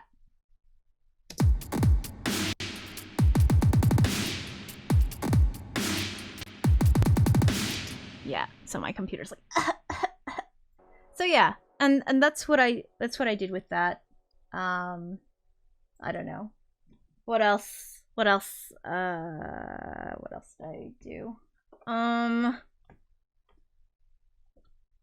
else did I use? I think that's it. I use Melodyne to like mess with my vocals. And when I do vocals, sometimes I layer it. I do like all I did was I recorded one vocal line, but I took it and I decided to like layer it a little, and like I do this thing where I pitch stuff down. So I transposed it. Hold on, let me move this fucking thing. Well, I'm gonna make this smaller so you can and move it. Gonna move it. Okay, so what you can see here, if you can see it, you might not be able to. It's like I transpose this. I like to do like a lot of like little like pitch shifty stuff, and yeah, and I transposed it -12 because that's like the octave. And so if you just listen to I added Valhalla. So this is the free thing. This is the free one. And I wanted to give it that big sound. So I used this on the sort of like the sort of supporting kind of vocals so that you get this sound. I am the best, beautiful, greatest of words. And you can hear how long that trail is and how big it is. So if you take it and you just sort of like, you know, just put it kind of, yeah. Oh, what are you talking about? Supermassive. Oh, get it. It's free. It is free. Supermassive. It's great. And I'm using it, and it's great. It gives you a really big sound. And you can I like their control, their dry wet is pretty good. So what I did, I like mess with the dry wet so that when it kind of goes into the chorus, it starts out a little dry and then it goes big. What else? I'm trying to figure out like what other instrument things. That's it. It's nothing like I don't feel like I don't think I used anything that fancy. It's just yeah. It's just the stuff. It's just the stuff. I don't know. Like this pad I like a lot. I always use this pad because I think it's just one of my favorite pads. So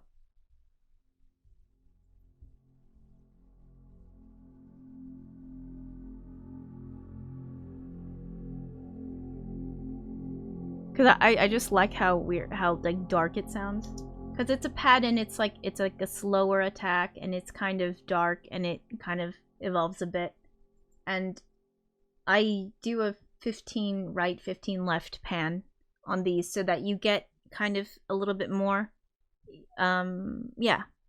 Like, so it's like here rather than just like here.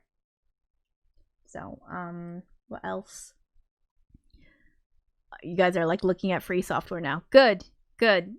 Get as much free stuff as you can. Some things don't work. Unfortunately, some things don't work for Mac, so it's like, I'm kind of like shit out of luck. But some things do. And it's like, yeah.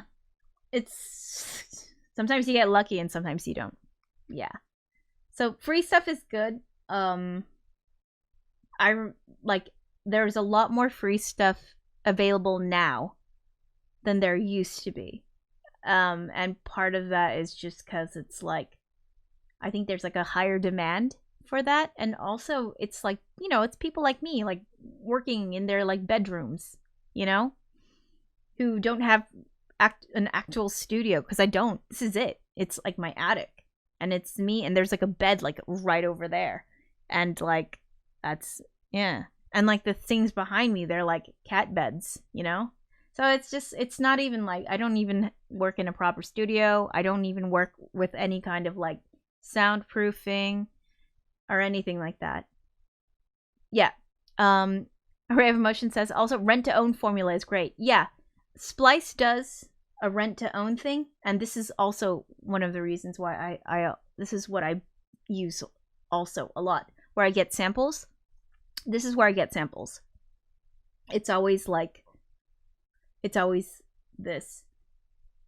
It's Splice, and basically you kind of pay for a subscription and you pay a bit each month, but you get access to all these different sounds.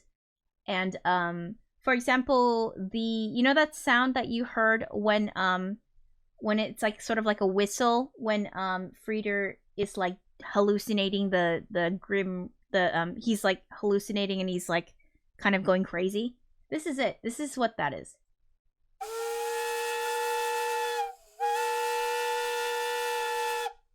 I needed a thing that sounded like a steam whistle, and that was it. So you can find stuff, like if you use Splice, it allows you access to all these things. You get a certain amount of credits, and then you get really, you can find all sorts of samples. So this is if you use a lot of samples. And I didn't really start using a lot of samples until like a year ago, 2 years ago, maybe. So so that sound that you heard from the scythe, that's it. That's it. But you add stuff to it, and then it sounds amazing. It sounds like not like that. Oh my god, it's pissing rain again. All right, hold up. So this is what that is.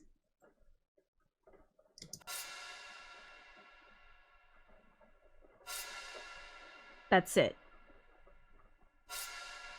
But, and by itself, it sounds kind of lame, right? But when it's like in part of the beat, it's this.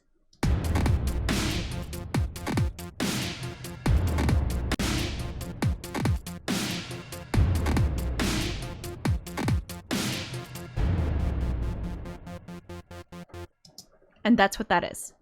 So the reason I put it right here, because I wanted it to sound kind of like, I wanted you to get a feeling of metallic. because it is like a scythe, you know, and I wanted it to feel like it was just like cutting you in half. Okay, I'm like reading all this stuff. I'll be covering a really cool free VST synth in my stream tomorrow, Headfirst only says. Yeah, cool. Well, yeah, which one? I don't know which one it is, but possibly two. Good. I hope they have it for I hope it's available for like Mac stuff, because some things aren't. Robin says, I am not so sure about that much free stuff. It's just not that known. The Free Software Foundation is quite old.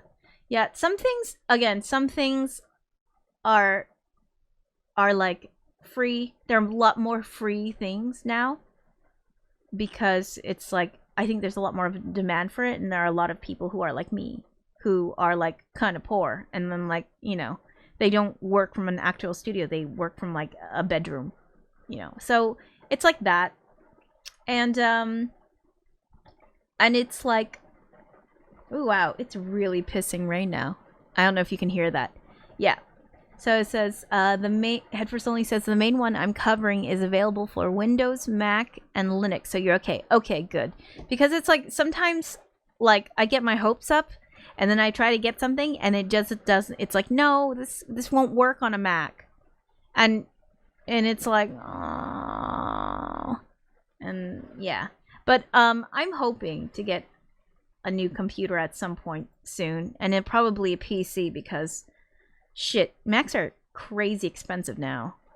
Something that I need to do to handle, you know, it's like, ugh, I need to have something a little bit more powerful, but like the Mac, the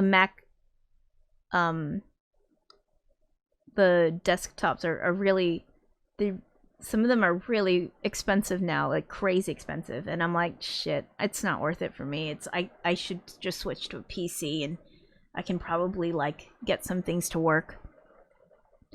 Headfirst only says, I've just checked out the other synth and it's available for Mac too. Okay, good. All right, so I'm gonna have to. I have so many things I need to like install and do. Yeah. Anyway, so yeah, if you. This is great. I would definitely recommend Splice.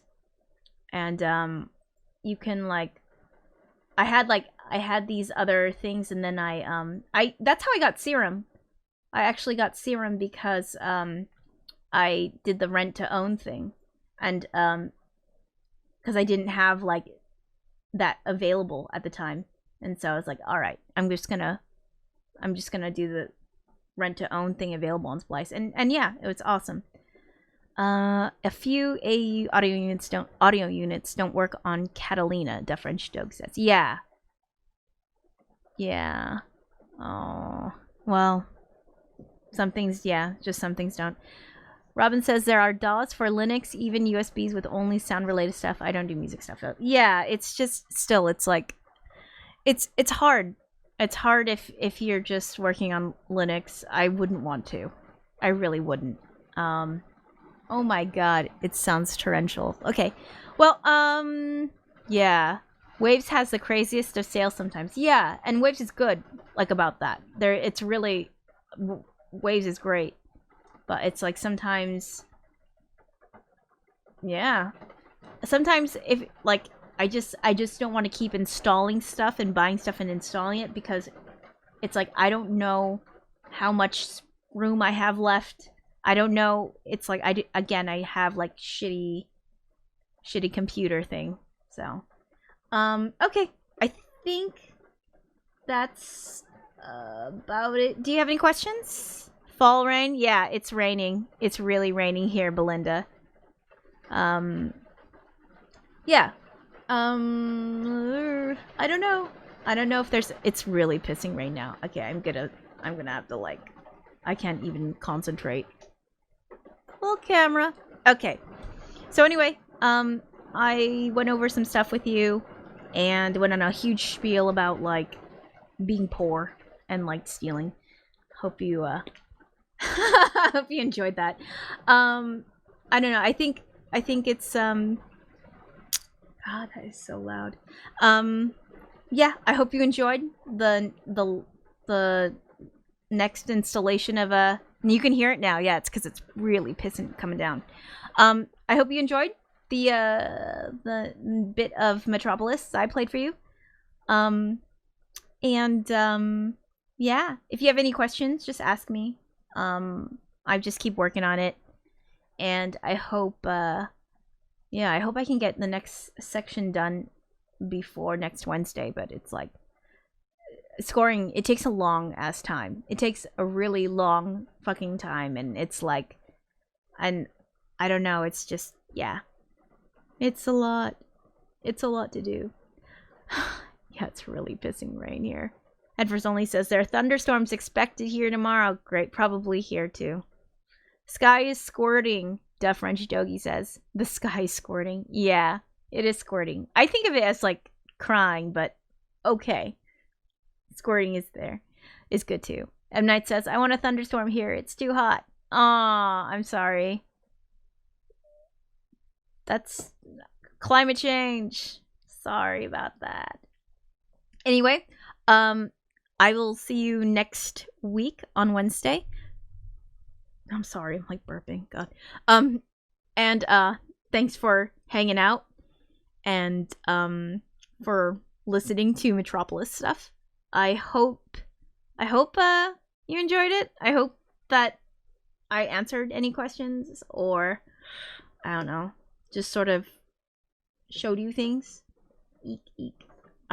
Anyway, take care and wear a mask. Be safe. Don't get caught in the rain. Like, this is so loud. It's fucking loud. And try not to be a dick to anybody. And remember, I love you. I love you. Ooh. Bye.